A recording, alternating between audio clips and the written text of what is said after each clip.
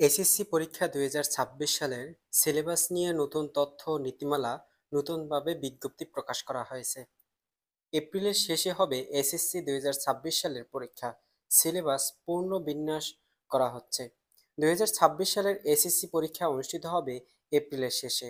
আগের শিক্ষাক্রম বাতিল হয়ে যাওয়ায় পরীক্ষার্থীদের জন্য সিলেবাস পুনর্বিন্যাস করা হয়েছে। স্কুল কর্তৃপক্ষ বলেছে নির্দিষ্ট সময়ে সিলেবাস পাঠদান শেষ করা যাবে। আরও জানা যায়, আগামী বছরের এসএসসি পরীক্ষা হবে এপ্রিলের শেষে। আগের শিক্ষাক্রম বাতিল হওয়ায় পরীক্ষার্থীদের জন্য সিলেবাস পুনর্বিন্যাস করা হয়েছে। স্কুল কর্তৃপক্ষ জানিয়েছেন, নির্দিষ্ট সময়ে সিলেবাস পাঠদান শেষ করা যাবে। গত ৫ই আগস্ট স্বৈরাচার পতনের পর বাতিল করা হয় আওয়ামী লীগ সরকারের নতুন শিক্ষাক্রম। বাতিল হওয়ায় ওই শিক্ষাক্রম নিয়ে ছিল নানা সমালোচনা।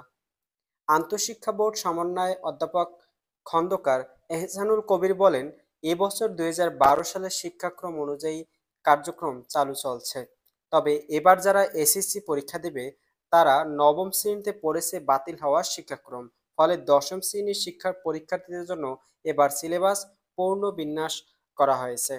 অর্থাৎ নতুন সিলেবাসে বা ২০১২ সালের শিক্ষাক্রমেই ২০২৬ সালের এসএসসি পরীক্ষা অনুষ্ঠিত হবে।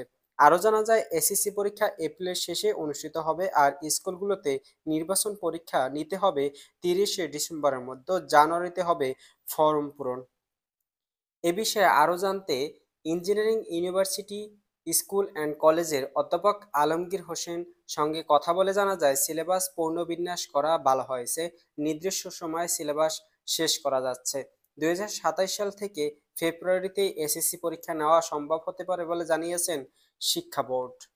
অর্থাৎ ২০২৭ সালের এসএসসি পরীক্ষা ফেব্রুয়ারি মাসেই অনুষ্ঠিত হবে বলে জানিয়েছেন শিক্ষা বোর্ড।